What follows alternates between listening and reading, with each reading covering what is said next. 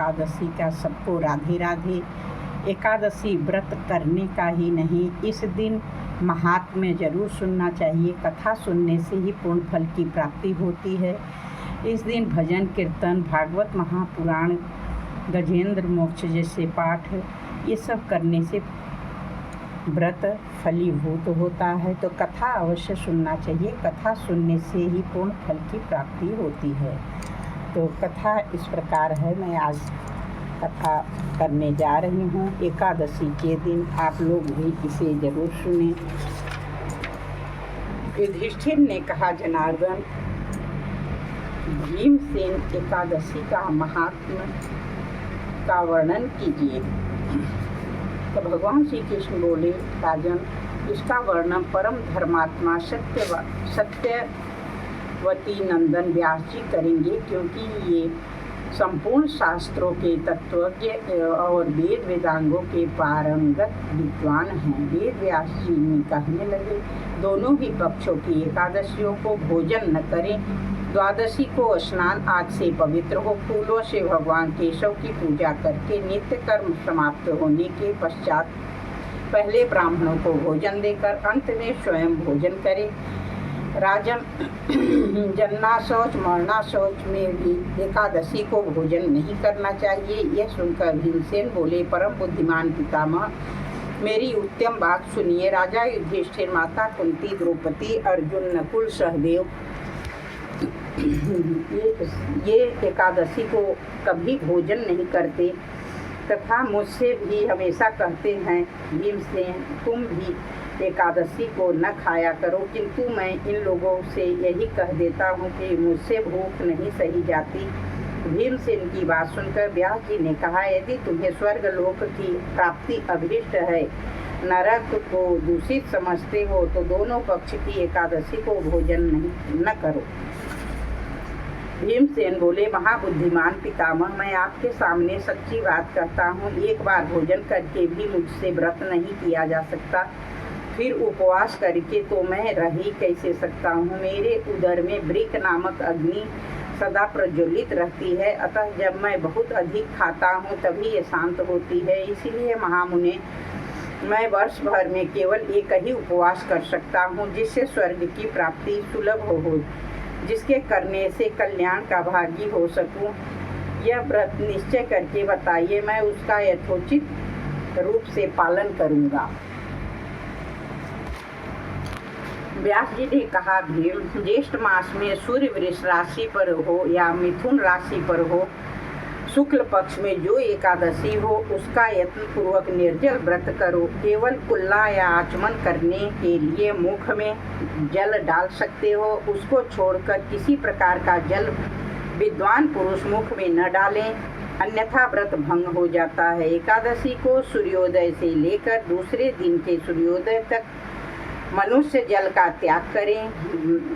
यह व्रत पूर्ण तभी होता है। तदनंतर द्वादशी को निर्मल प्रभात काल में स्नान करके ब्राह्मणों को विधि पूर्वक जल और सुवर्ण का दान करें। इस प्रकार सब कार्य पूरा करके जितेंद्रिय पुरुष ब्राह्मणों के साथ भोजन करें। वर्ष भर में जितनी एकादशियाँ होती है उन सब का फल निर्जला एकादशी के सेवन से मनुष्य प्राप्त कर लेता है, इसमें तनिक भी संदेह नहीं। शंख चक्र गदा धारण करने वाले भगवान केशव ने मुझसे कहा था कि यदि मानव सबको छोड़कर एकमात्र मेरी शरण में आ जाए और एकादशी को निराहार रहे, तो वह सब पापों से छूट जाता है।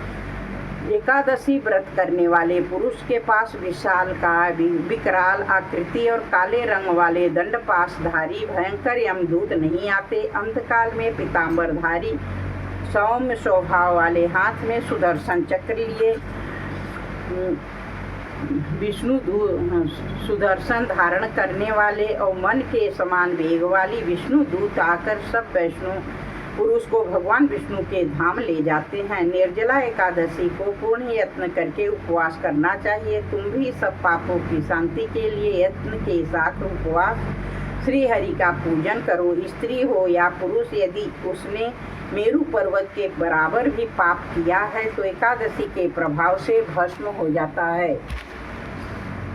वह पुण्य का भागीदार हो जाता है। कोटि कोटि स्वर्ण मुद्रा दान करने का फल जो होता है, मनुष्य निर्जला एकादशी के दिन स्नान दान जप होम जो कुछ भी करता है वह सब अक्षय होता है। भगवान श्री कृष्ण का कथन है, निर्जला एकादशी को विधि पूर्वक उत्तम रीति से उपवास करके मानव वैष्णव पद को प्राप्त कर लेता है। जो मनुष्य एकादशी के दिन अन्न खाता है वह पाप भोजन करता है, इस लोक में वह चांडाल के समान है और मरने पर दुर्गति को प्राप्त होता है। ज्येष्ठ शुक्ल पक्ष में एकादशी को उपवास करके दान देंगे परम पद को प्राप्त होंगे।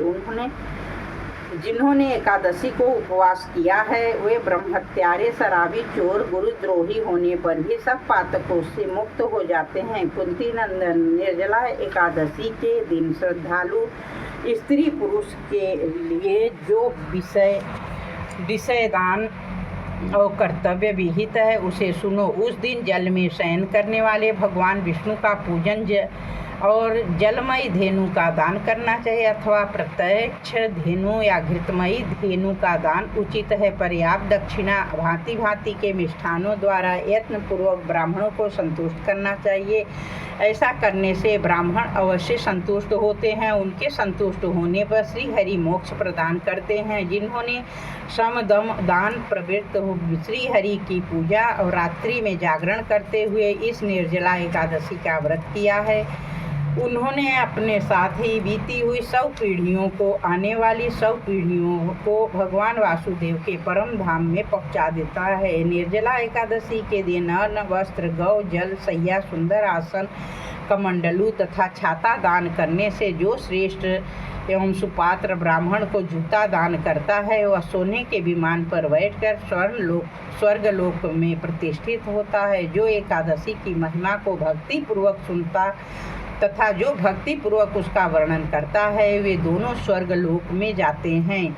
चतुर्दशी युक्त अमावस्या को सूर्य ग्रहण के समय श्राद्ध करके मनुष्य जिस फल को प्राप्त करता है वही इसके श्रवण से प्राप्त होता है। पहले दंत धावन करके यह नियम लेना चाहिए कि मैं भगवान केशव की प्रसन्नता के लिए एकादशी को निराहार रह आचमन के सिवा दूसरे जल का भी त्याग करूंगा। द्वादशी को देव देवेश्वर भगवान विष्णु का पूजन करना चाहिए। गंध, धूप, दीप, पुष्प, सुंदर वस्त्र से विधि पूर्वक पूजन करने से जल का घड़ा संकल्प करते हुए निम्नांकित मंत्र का उच्चारण करें।